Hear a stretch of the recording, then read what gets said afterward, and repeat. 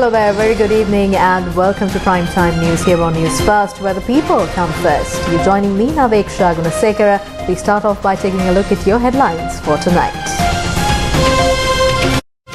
Newsfirst headlines.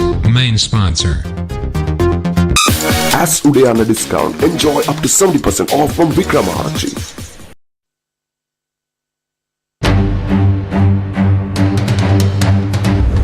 Did a meeting take place between Sajid Premadasa, Indian High Commissioner, and Roshan Ranasinghe? Roshan, who was sacked from his ministries, responds to allegations.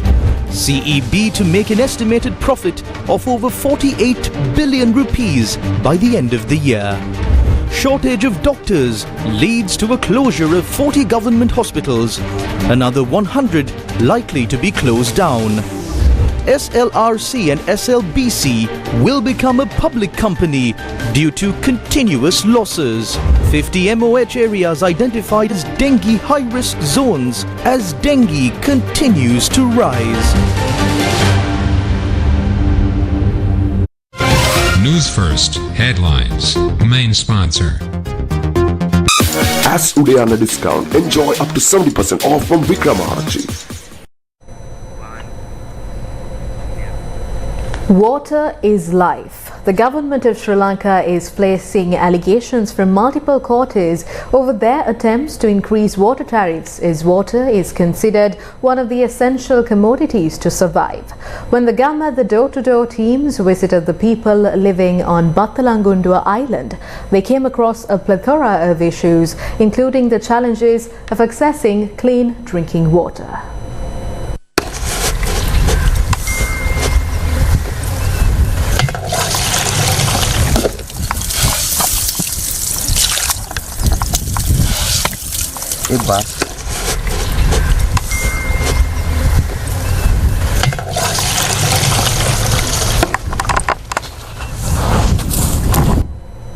We're ready to bring you more details of the tales told by rural Sri Lankans later on in the news bulletin.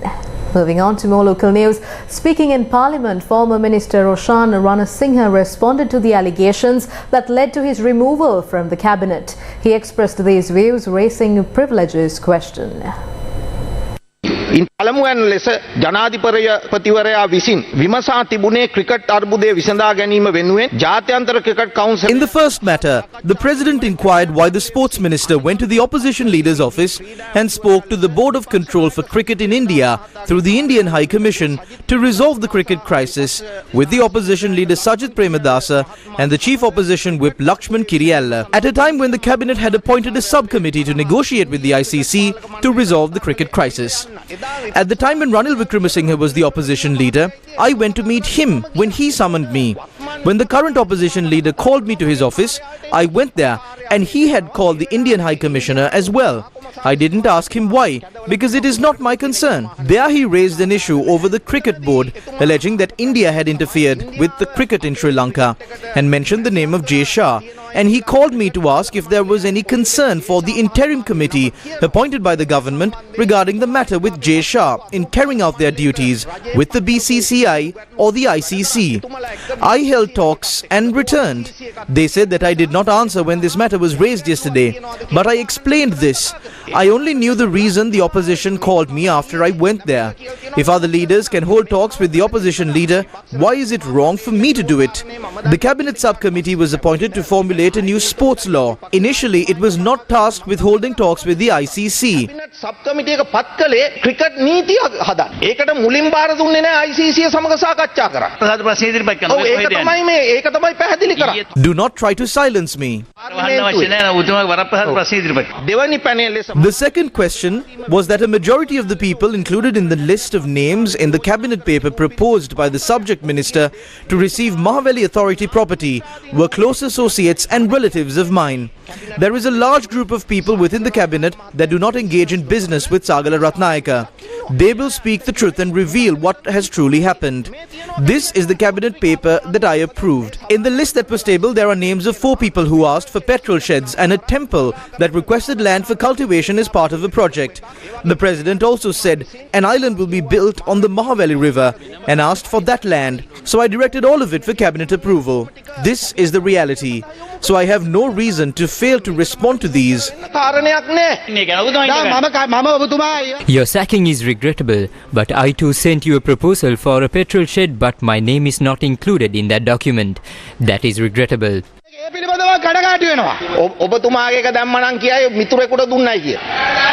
If I included your name, they would say I gave it to a friend. There is not much time till the next election in this country. The people allowed us to stabilize the country as they were desperate and not to engage in corruption at such a time. Do not conceal these corrupt acts.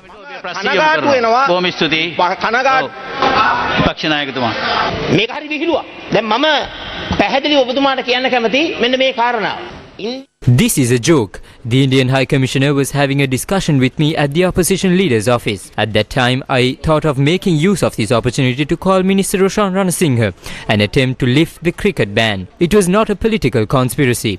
But today fingers are raised against Roshan Ranasinghe for meeting with the opposition leader. If that meeting was a violation of the cabinet's collective responsibility, a certain group with the cabinet should be sacked. They come to meet me as well. But it is not for political conspiracies. We do not attempt to topple the governments through games at the opposition leader's office and parliament. We will only obtain government power through a public mandate and with the people's strength. මේ ඔලුගෙඩි සෙල්ලම් තුලින් ආණ්ඩු පෙරලන්න ආණ්ඩු මාරු කරන්න අපි යන්නේ නැහැ. අපි ආණ්ඩුවට එනවා නම් එන්නේ ජනවරමෙන්. ජනතාවගේ ශක්තිය. There must be some sort of discipline in the cabinet. A minister is appointed to act with some sort of discipline and act according to the policies of the government. There have been many ministers who resign and leave if they do not agree with the policies of the government. They have been sacked. I remember the fact that 2 prominent members of the UNP were removed by President Premadasa. He removed Gamini Disanayaka and Lalit Athulat Mudali. There has not been a record like this in the history of this parliament before. It is not there in our Hansard. As far as I know, there has never been an instance where a public representative had raised a privilege issue in the parliament stating that he is facing death threats from the executive even in parliaments overseas. Therefore, this is not a simple matter. It is a duty of the Speaker and the Prime Minister to ensure the safety of our fellow parliamentarian Roshan Ranasinghe. We remember the fight between Gamini, Lalit and Premadasa. J.R. Javardhana told me at the time that this will end after all 3 of them pay with their life. If we fight, other enemies will join the fray. I remember when Lalit Athulat Mudali was killed and they pointed the fingers at President Premadasa. When Premadasa died, there was no one left to blame. When Gamini Disanayaka died, there was no one left to blame. They fought with each other and everyone lost their lives. This is why Chandrika is living without an eye. This is why Gotabaya Rajapaksa is alive after being saved from Pittala Junction. This is why Fonseca is living with his intestines in his hands. If we start fighting in this house, you must remember it will not be advantageous to us. It will only be beneficial to groups who are overseas. So I would like to remind everyone that we should act while keeping this in mind. Gotabaya Rajapaksa also removed myself and Gaman Pilla from our ministerial portfolios. That was the beginning of the end of that government. That is when the covenant between the people and the state began to collapse. The breakdown of the covenant between the people and the state and the collapse of this government began yesterday. They removed Roshan Ranasinghe from his ministerial post and showed that they are with the thieves. This covenant cannot be strengthened without ethics. If the government is going and standing with the thieves and removing the minister who fought against them, how can that strengthen the government? I must state that the ethical collapse of the Ranil Wickremesinghe government began yesterday. I will assure you that Ranil Wickremesinghe will not stand for a presidential election. If anyone believes that he will contest, I'm sorry for them. He will try to secure some international positions and rule there for the rest of his life. There are many candidates. The control of the state is in the hands of the person who does not bear any responsibility for the future of our country. Those who came into power using the mandate of the 6.9 million who voted for them have now transferred control of the nation to Ranil Wickremesinghe, and they now think that all is well. We are again taking loans and enjoying our lives. Now the president of this country is saying again that when we start paying, we can apply for loans again. Is this the answer? The crisis crisis becomes worse when we start paying the loan installment. Why was Roshan Ranasinghe removed from all ministerial positions? An answer to this question came during the weekly media briefing to elaborate on cabinet decisions. When working in the cabinet, one must act very responsibly. For example, I present a cabinet paper and obtain approval for the removal of the Crudia zelenica tree that led to much controversy. A cabinet meeting is confidential. If one is revealing matters discussed in the cabinet, in parliament or elsewhere, then it is impossible to convene the cabinet. A minister is selected to the cabinet so that the state issues can be discussed and solved with the government. If one assumes that if the government cannot solve the issue and the opposition can solve it, then why do we need a government? Presidents have removed cabinet ministers who acted contrary to the cabinet functions throughout history.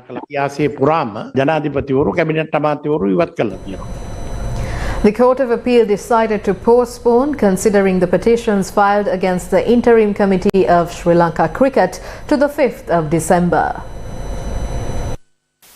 Sri Lanka's new sports minister Harin Fernando had given an undertaking to the Court of Appeal that action would not be taken with respect to the gazette issued by former sports minister Roshan Ranasinghe to appoint an interim committee until the next court date. The new sports minister is expected to comment on the position on the 5th of December.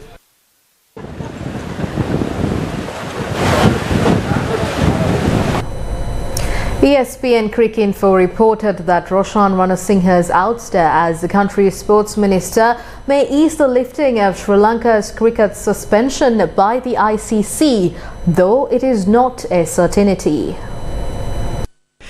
ESPN Cricinfo reported that SLC had beseeched the top level of the Sri Lankan government to provide guarantees that there would be no further political interference in cricket administration in the country. Sri Lanka's President Ranil Wickremesinghe has not provided such a guarantee thus far, but his sacking of Ranasinghe could be an indication that he wishes the government as a whole to back off. The report added that it was Ranasinghe who most energetically sought the sacking of SLC's office bearers. Up next is Action TV.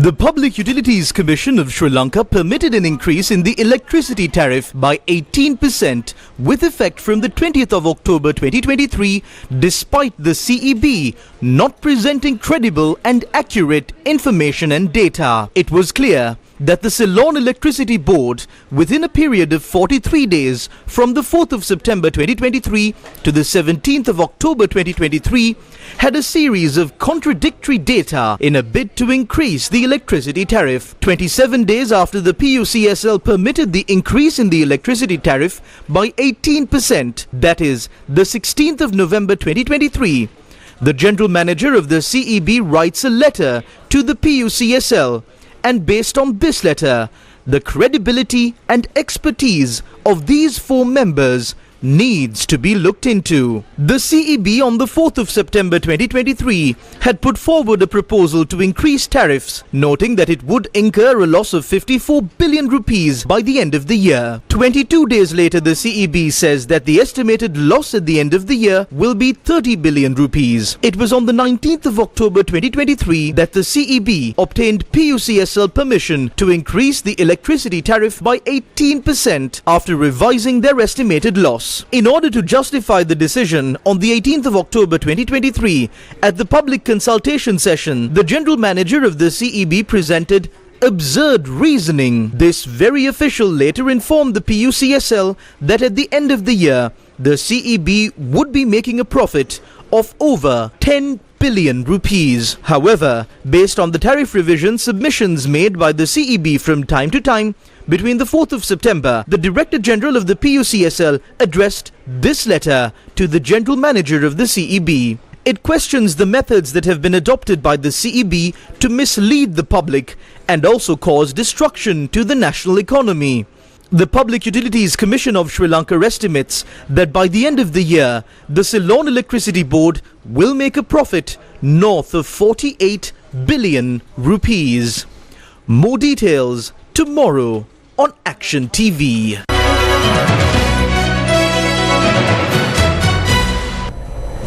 The Samaga United Trade Union Alliance expressed grave concern over the dealings taking place in the power and energy sectors.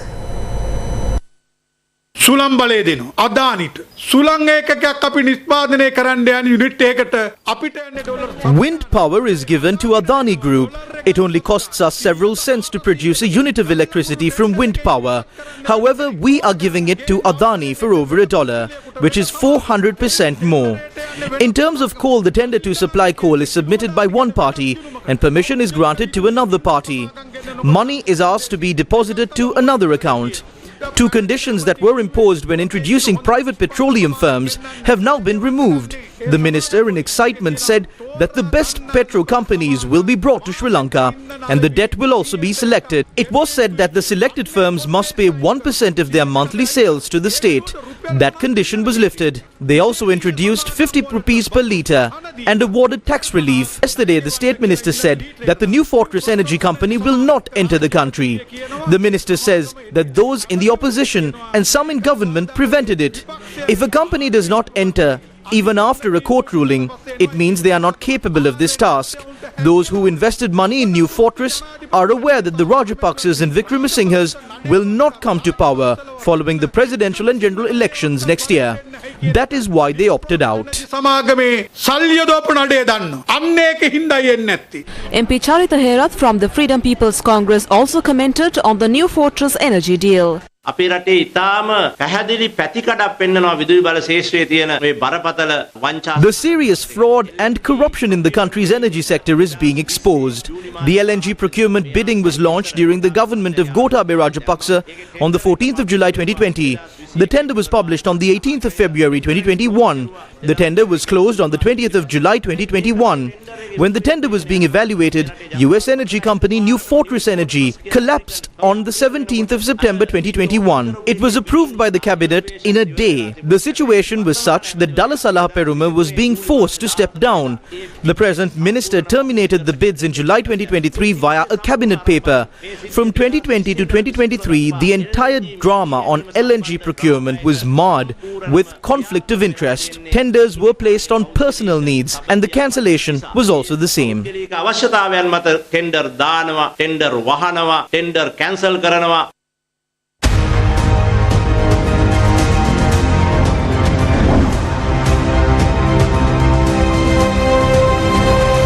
Gametta, made in Sri Lanka. It is not surprising when people who went through many struggles to build their livelihoods feel frustrated when all of their hard work goes to waste. Agam and the teams came across many such stories when they travelled from door to door today.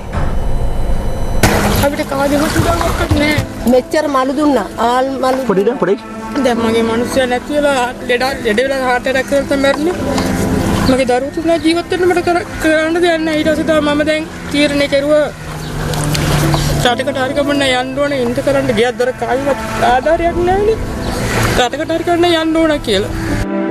We met this weeping mother when the Gum and the team visited the Battalangundua island. Over 1,000 people belonging to 242 families live on this island, located about 18 miles away from the Kalpitia Peninsula. These traditional fishermen supply fish not only to Kalpitia but also to Negombo, Paliagoda and many other areas of the country. These traditional fishermen are facing serious issues caused by fishermen using illegal fishing methods.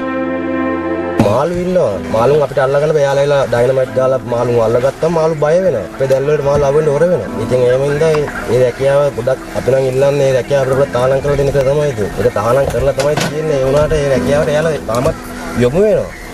Since the people here do not have a steady supply of clean water, this is how they get what little water they can find. ඒක මොනවා දැන් බොන්න පුළුවන් අපිට දැන් වයිදාසෙන් ඉඳ බොන්න පුළුවන් නැත්තම් බොන්න බෑ ලුණුගස් දැන් නම් ඉතින් හොඳයි මේව තමයි ටික වතුර ගන්න දැන් බොන්න පුළුවන් පිටර අතර වගේ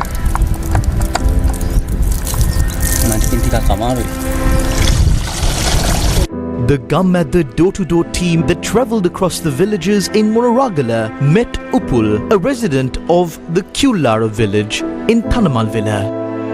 බෙහෙත් ගෙනාව මම ඒ බෙහෙත් වලට හරියට අඩුවක් නෑ මට. කන්නත් අපහසුතාවයෙන් තමයි අඩුපාඩු කරන්නේ. කරත් වලට කියලා බලන්න කවුරුවත් උදව් කරන්නේ නෑ කියලා මේ උනා.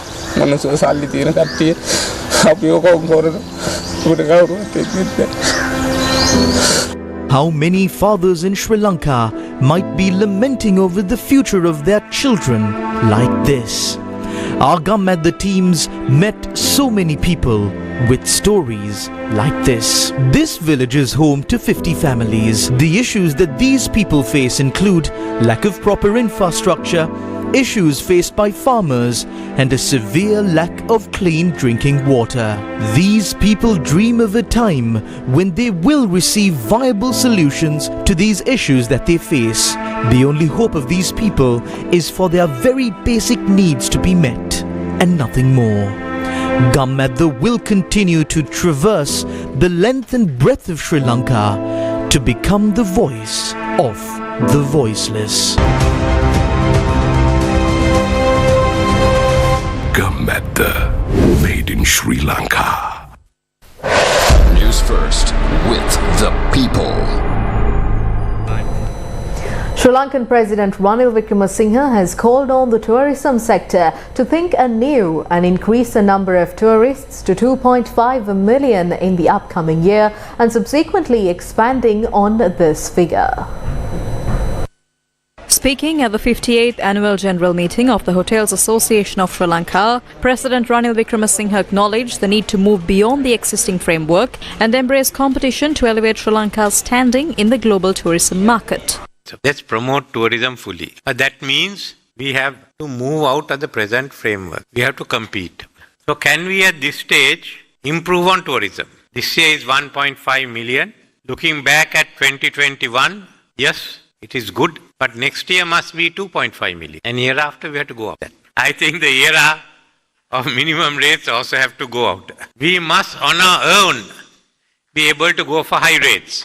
We have to ensure that we have a good product. So we have to specialize. We have so much of potential which we haven't developed.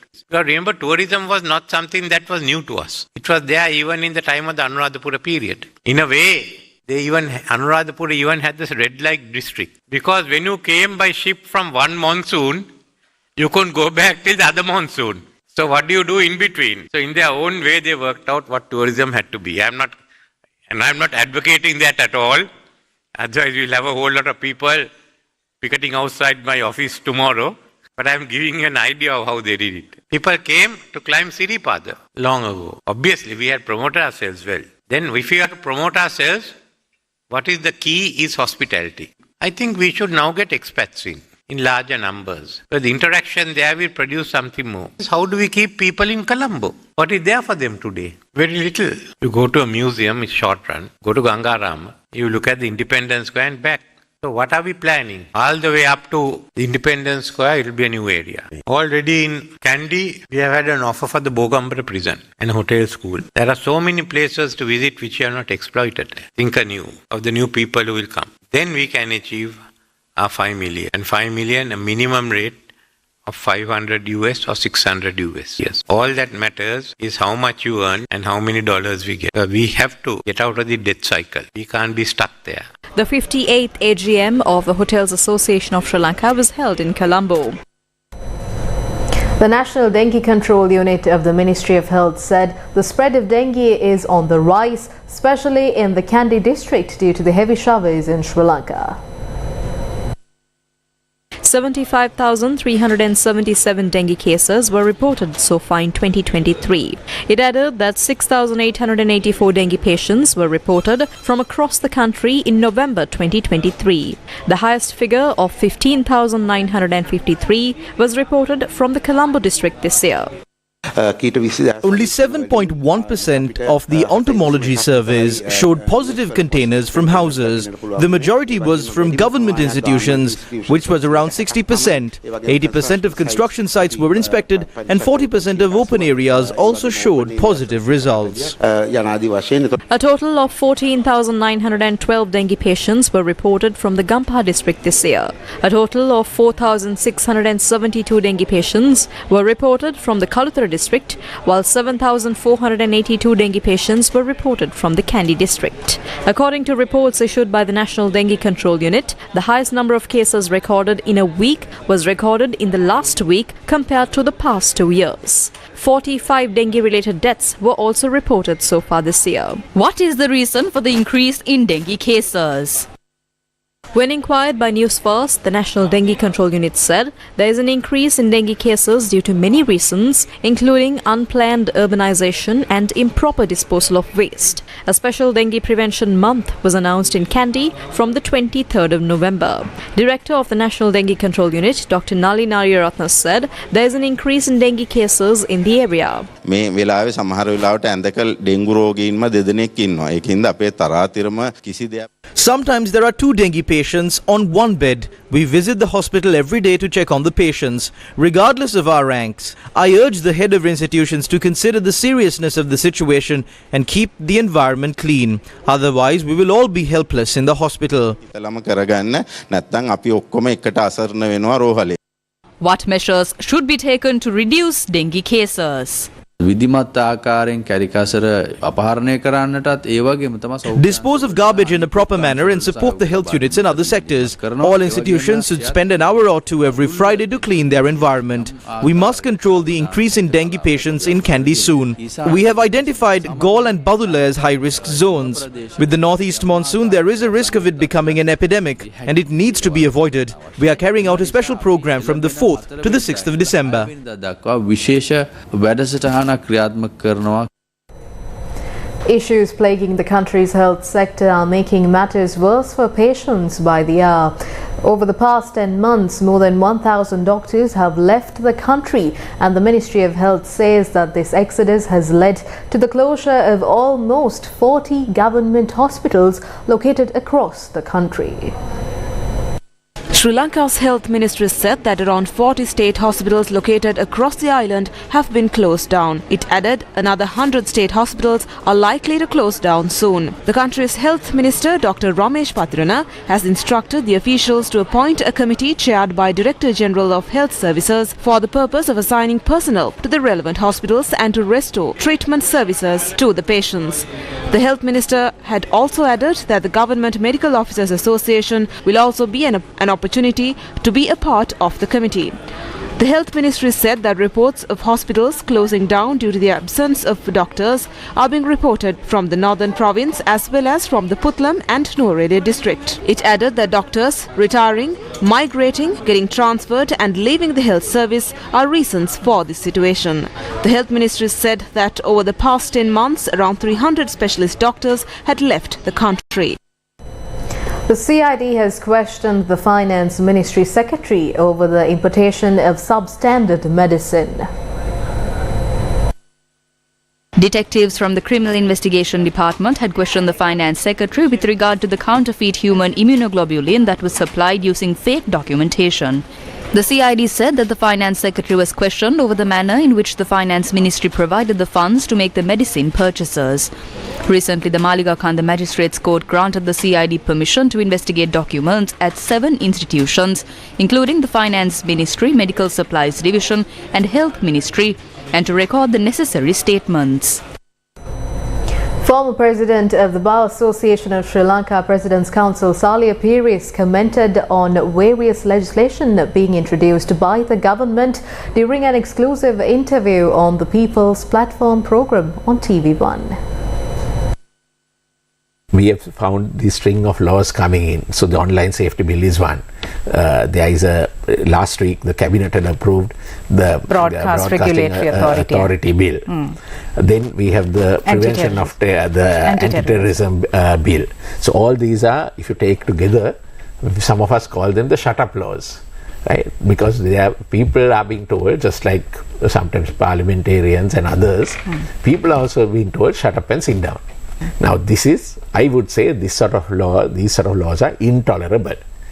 So we must understand the limits of the court. The Supreme Court reviews bills for constitutionality, and just because a bill is held to be either constitutional or the Supreme Court makes various suggestions, it does not mean that then everything is perfect. But what is bad about the online safety bill is the way it seeks to curb freedom of expression, impose punishment on people, and trying to restrict the truth. No one has a monopoly on the truth. The truth has to be determined when all the information is there. The truth will ultimately come out. But no, we can't have a commission appointed by the president telling all of us, you shut up, this is the truth. And that is intolerable, and it is dangerous, because this sort of law, especially in Sri Lanka's climate, we know how Sri Lanka's laws have been misused. The ICCPR, the PTA, even the ordinary law of the land is sometimes misused by the police. So when you have special laws imposing excessive punishment, it is dangerous for democracy, it suppresses dissent, and we know how important in our country freedom of expression is. It is only if people have freedom of expression, you can expose corruption, you can expose inequalities. What if freedom of expression was stifled? The public protests would not have happened if the freedom of expression was stifled. So we, the citizens of this country, must jealously guard their freedom of expression. Sri Lanka's Cabinet of Ministers is given the green light for the guidelines for releasing or encouraging enterprises with strategic value for duty-free enterprises. The Cabinet of Ministers has given the green light for the orders that include the guidelines for releasing or encouraging enterprises with strategic value for duty-free enterprises, and to submit the said orders to the Parliament for its concurrence. The relevant Cabinet paper was submitted by President Ranil Wickremesinghe in his capacity as Minister of Investment Promotion. In addition, the Cabinet of Ministers granted approval to enter into an agreement to secure a loan of $60 million from the Asian Development Bank to complete the Integrated Road Investment Program, also known as the iRoad Program. After announcing our default in April last year, all development projects were suspended. We visited the respective areas and understood that most of these roads are in bad condition. There are a plethora of such roads across the country. In the discussions held by the Ministry of Finance, Foreign Ministry and the Asian Development Bank on this matter, it was agreed to obtain a loan of $60 million as an emergency requirement for the completion of the component under the relevant project. Accordingly, the Cabinet approved the proposal to enter it into the relevant loan agreement.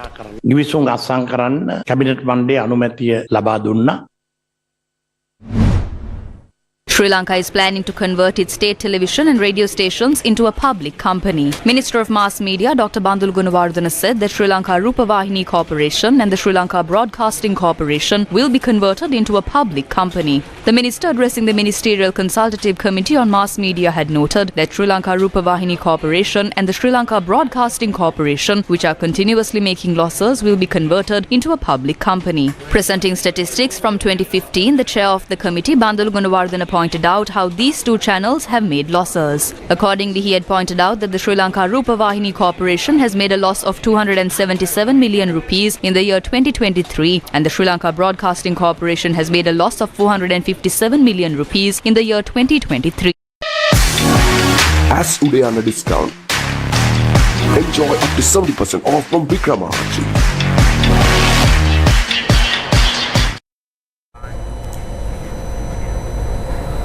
Gary Mahigan, the Michelin star celebrity chef and well-known original judge of MasterChef Australia, arrived in Sri Lanka this morning.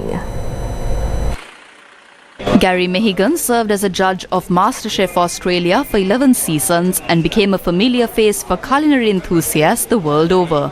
After leaving the show in 2019, he has hosted several other culinary programs in Australia. First time in Sri Lanka, fantastic to be here. We've got 4 events at the Cinnamon Grand, almost sold out over 3 days. So if you haven't got a ticket yet, if you haven't booked for dinner, then why not jump online and see whether you can grab a space to come and see us, because we're going to cook some delicious food. It's not going to be a hybrid, it's going to be a pure reflection of what I absolutely love to eat, but what I'm going to do is use some beautiful Sri Lankan ingredients. So we've got lagoon crab and all sorts of beautiful things that we can incorporate into our dishes. So the first thing we're going to do is actually see what's seasonal, what's good, what we can incorporate on our dishes, and get stuck into it. We've got 3 days of prep, no, 2.5 days of prep before our first event, so a lot of hard work. Ask me the same question when I've been here for 10 days, because I'll have a completely different impression. I've obviously got Sri Lankan friends back in Melbourne. I know a little bit about Sri Lankan food, but what I'm looking forward to most is discovering some delicious flavours. Mahigan will host a 3-day culinary event in Colombo. Soul Sounds Choir, Sri Lanka's premier female choral ensemble, marks a momentous milestone this year. 2 decades of enchanting audiences worldwide with their soulful melodies and unwavering dedication to the art of choral singing.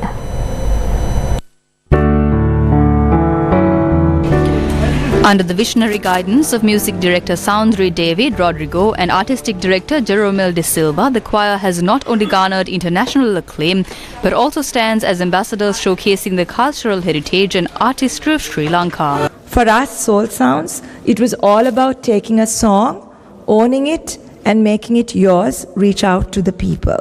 To me personally, I never thought I would be directing a choir. As those of you who know me know that my love is with the piano. But then when I was called to help out the school, little did I imagine that 20 years later, this journey of music, these memories that I have made over the years would continue to remain with me and as I take it forward. Soul Sounds Choir hold the distinction of being the only choir in Sri Lanka to record an international album, have embarked on numerous concert tours and have been invited to perform at world-renowned venues. Their unwavering commitment to excellence has earned them not just gold medals at the World Choir Games, but also the admiration and respect of music lovers worldwide. In celebration of this momentous occasion, Soul Sounds will be presenting their annual Moods of Christmas show on the 22nd of December in Colombo. This performance holds special significance as it marks the choir's 20th consecutive year gracing the stage at this iconic venue, serving as both testament to and reflection of the choir's evolution and their commitment to embracing the future of choral singing and the arts in the country.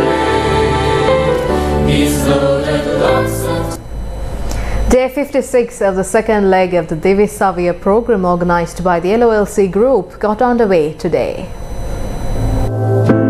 Day 56 of the second leg of the D Savia program organised by the LOLC Group was held centering the Galle district. School books and stationery items were distributed among students of the Veerapana Janapada Kanishta Vidyalaya, Okanduhena Kanishta Vidyalaya, Ketendola Kanishta Vidyalaya, Majuwana Kanishta Vidyalaya, Udugama Mahavidyalaya, Panangala Western Kanishta Vidyalaya, Bembada Kanishta Vidyalaya, Totagama Attadasa Kanishta Vidyalaya, and the Hemmelia Kanishta Vidyalaya. The second leg of the LOLC D Savia program targets Sri Lankan schools with less than 100 students.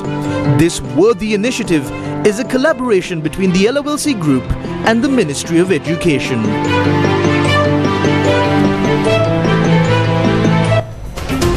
And that's a wrap of Primetime News for tonight. For all these stories and much more, you can visit our website, that is www.newsfirst.ok. Thank you for joining. Good night.